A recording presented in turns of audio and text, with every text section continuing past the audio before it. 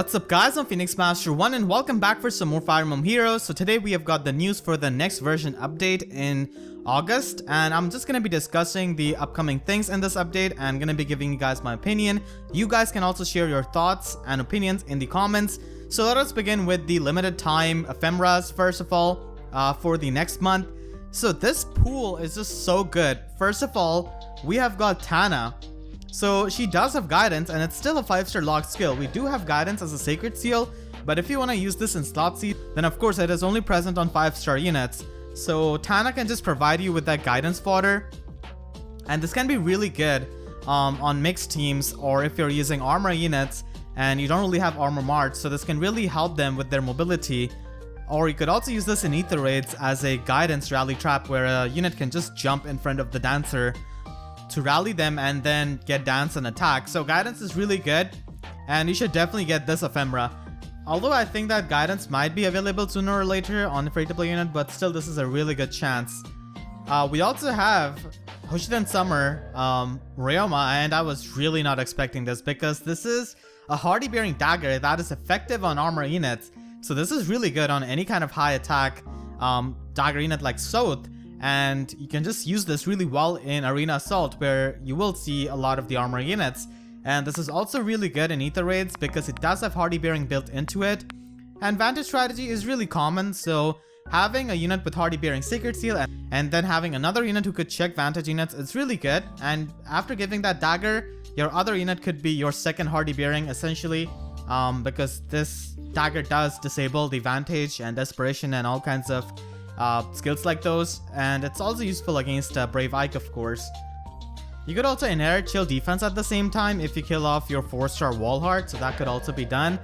And then we have got Kane. Oh my god, I have such a shortage of Kane on my free-to-play account. You guys have no idea. I've killed so many Black Knights from the Grail pool because I had no way of getting Wings of Mercy without that. So it's really nice that they are giving away Wings of Mercy, though I would really appreciate if they could give Wings of Mercy or Fury, those kinds of universal skills to more units in the demotion pool. Laszlo also has Axebreaker, which is really amazing for countering Brave Ike in ether raids, and in Arena it's also really good because you're going to be facing a lot of Surters, Edelguards and stuff like that. So Axebreaker is definitely pretty nice, and he also has Noontime, so that could be useful as a healing special. Bantu has got Fierce Stance 3, which is a pretty good budget skill. And you could easily combine this with other stance skills on the Sacred Seal slot. I wish he also had Savage Blow, but Fierce Stance, you know, is pretty unique. Not present on too many demote units, so definitely pretty decent. Also has Dragon Fang as a special, so which is really nice on like high attack units. Subaki has been present in the game for a long time, but you know, he does provide quick riposte too, and swap. And at last we have got Rodrik. He does have Fire Sweep Lance, which is of course really good. And you could easily poke units with a high speed lance unit and get free damage on them, or just weaken them if you run something like Poison Strike. So you could easily make like budget Arena Assault counters with Fire Sweep Lance and have Poison Strike on their slot B to weaken down these whale units. So Rodrik can always be useful for that. He also has Rally Defense Res, which is higher scoring than the individual rally skills, but Arena is a crazy place. This is not going to be helping you significantly at all. So yeah, those are the ephemera units. I really love this pool. It is just so useful and such a big step up from Summer Leo, who don't really have any kind of fodder. And here, both of the 5-star exclusive units have amazing fodder, and this is so useful. We also have Dancer Elincia in the Divine Code section with Cloud Mayogi.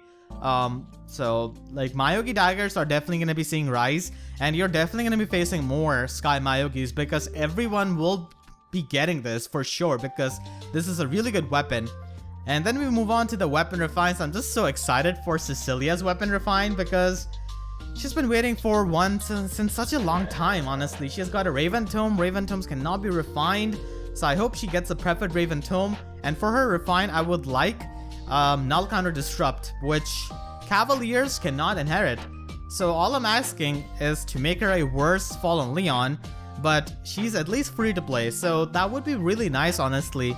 And they could maybe give like some kind of guaranteed follow-up skill to her against like colorless units and stuff, but still null follow-up is present on Legendary Alm, so I would really like like nullcy and in the best case some damage reduction, but I don't think they're gonna be giving her damage reduction or something like that, because then it would be just too similar to Fallen Leon, and she would be mergeable unlike Fallen Leon. She's also having more movement, so I don't think damage reduction would be a thing, but like null counter disrupt would be really nice as a budget fire sweep and dazzling staff check. Then we also have Setsuna. A lot of people have been waiting for Setsuna, man. Setsuna's Yumi, so she originally had Assassin's Bow, which had Dagger Breaker built into it, and that was a really unique weapon because no other weapon has a breaker skill built into it. Now, of course, we do have Omni Breaker effects in general, but like not straight up like weapon breaker skill was present on a weapon. And then you could refine Assassin Bow into Guard Bow, which was a completely different bow, and now it gets outclassed by Spendthrift Bow. So I think that her bow is probably going to be related to traps or something, because that's the whole quirky thing which Setsuna has got going. She will always just fall into traps and stuff like that, and then Hinoka saves her. So ironically, they could give her Disarm Trap, maybe. And I would really like if they gave her like a Brave Bow with a lower, kind of like Klein's Argent Bow, because Setsuna used to be a top tier quad archer a few years back before the power creep caught on. So she was really good at that time, but she has fallen off so hard. So I hope it's something really good, because Clarice got a very good weapon refund, which made her so much viable and just so unique. And she was like the worst archer in the game. So if Clarice can get that, then I hope Setsuna can also get that. There's also Sneering Axe on Legion. Legion's axe has his own face on it, which is just so funny.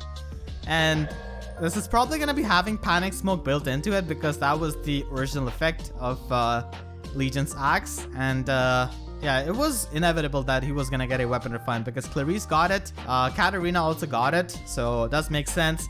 And then Shiro was also quite predictable, because Siegbert, his counterpart, also got a weapon refine. Shiro was never like heavily used, always faced quite a bit of competition from Lucas, who was easily mergeable. And of course Oboro as well, who got a weapon refine, but yeah, I hope he can get a good weapon refine. Siegbert's was decent, but not good enough to just stand out from the competition. So that is going to be the weapon refines overall. So those were the weapon refines, and now we have some Ether Raids and Ether Resort changes. So Bolt Tower could be upgraded to level 7. So this is like definitely meta impactful, I would say, because the thing is that Healing Tower also got its upgrade to level 7. So now Bolt Tower will do 40 damage. And on offense, this is a really big thing. And this actually affects viability of few units. And I would like to talk about that. So I'm a user of plus 10 Selif on my defense team. And I also use him on offense. But he's really good on defense, at least up until now. So he does have Miracle in his weapon, but his Miracle is only active when he's above 50% HP. So the optimal Selif build, which is what I'm showing you right now, was that you run Distant Counter and you have HP Sacred Seal so that you could push his HP above 70. And that is to make sure that a level 6 Bolt Tower that does 35 damage does not knock him down below 50% HP threshold. But now, with a 40 damaging Bolt Tower, this is no longer possible. So you could take out Selif after the Bolt Tower goes off, and you could just kill him. His Miracle is not going to be there at all. And it's really hard to get to 80 HP with Selif, because you could run triple mythic on your defense, but it is not optimal for scoring. You could remove Distant Counter and have an HP skill, but that is also not optimal, because you're going to be missing out on Distant Counter. It's just going to be a sitting duck for range units. And yeah, overall the viability of Selif definitely takes quite a bit of hit because of this. Most Selif players did know this, because the levels were increasing of these offensive structures.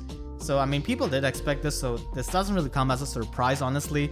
And the viability of Hell is also a thing. Very recent mythic unit. She literally came out yesterday. Look at her HP. 40 HP, Bolt Tower at level 7 does 40 HP. She's at 1 HP, she just gets killed, that's it. So just make sure your Hell doesn't have a minus HP IV, and you gotta just boost her HP up with a +1 merge, or just use a Dragon Flower, I guess, or something. Just just put her over 41 HP because her miracle won't be active if she's at 1 HP. So you have to keep that in mind, and you could also use HP Seal as a secret seal. So again, viability of these frontliners do get affected quite a bit because the Bolt Tower is like the best offensive structure, and Chronia users must be really happy actually at this moment. They must be jumping from their seat. Another news is that Escape Ladder can be used up to 5 times now, which is really amazing. So if you take double matches and if you don't miss any kind of pots, then you could get 8 matches per Ether Raid season. So now you have 5 ladders for 8 matches. So I guess IS got the memo that a lot of people really dislike Ether Raids. So they're doing everything in their power to make Ether Raids more like welcoming, I guess, like auto dispatch feature. And now we have Escape Ladder increasing to level 5.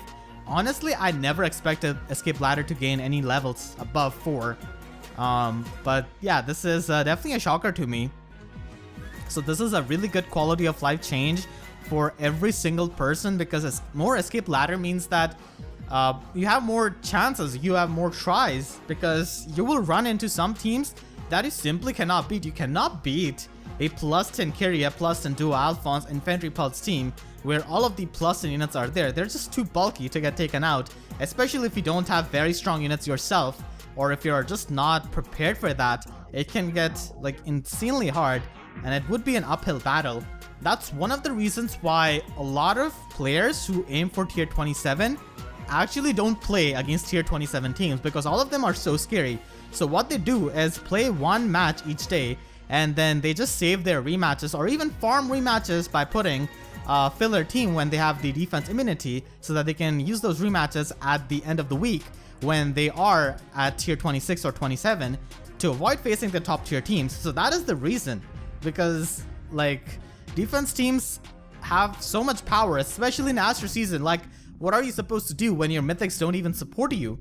Like, Altina and Naga don't provide you any support. Sure, they could help you in combat, but that's not how you will win against a lot of the higher tier teams. Another point which I want to mention is that Duma's value actually gets increased in Ether Raid's defense, because like Bolt Tower at level 7 is very scary. It does 40 damage. It will leave a lot of your units at brink of death. So Duma has a lot of value in destroying Bolt Towers with Upheaval, and of course the level 7 catapult, I guess.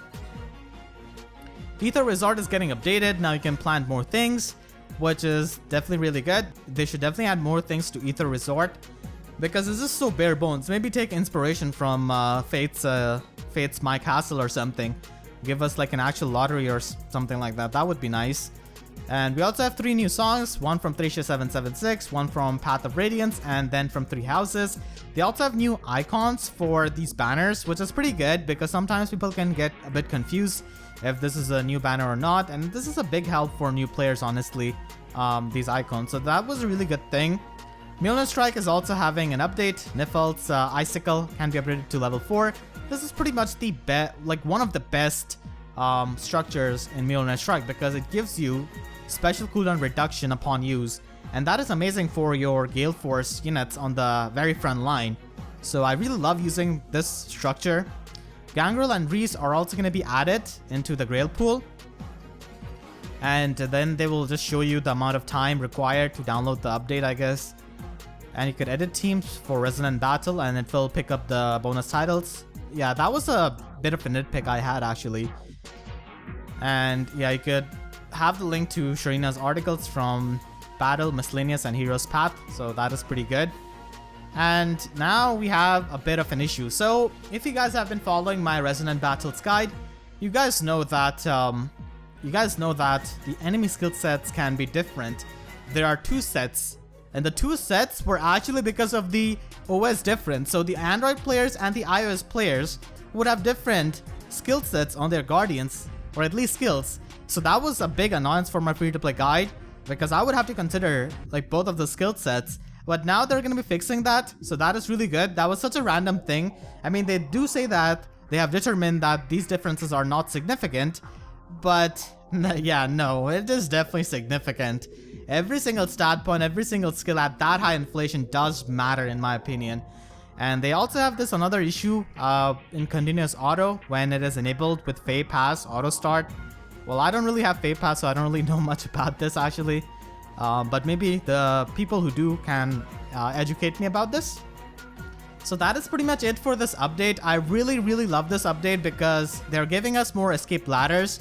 They're giving units who have been waiting for weapon refines like Shiro, like Cecilia, Setsuna, and Legion. And the Ephemera pool is amazing. I cannot stress that enough. I'm just so happy with that. So overall, a pretty good update. Definitely looking forward to this. I am expecting like a FEH channel live stream to like tomorrow or day after tomorrow, probably for a 3 houses celebration or something, because there has been data mined about like some bounty battle party banners, and of course Sothis is supposed to be returning in early August, so maybe they'll announce that, or maybe not, because pandemic is going on, so maybe they might just announce it through the notification board. So we'll have to see about that. Let me know about your opinion in the comment section down below, and I want to thank all of my YouTube members for their constant support. If you enjoyed, then please be sure to leave a like and a comment, helps me tremendously, and be sure to hit subscribe and also press the notification bell, because YouTube sub boxes are about as functional as a 40 HP hell against a level 7 bolt tower. So with that said, I'll see you guys next time. Thank you so much for watching and have a great day.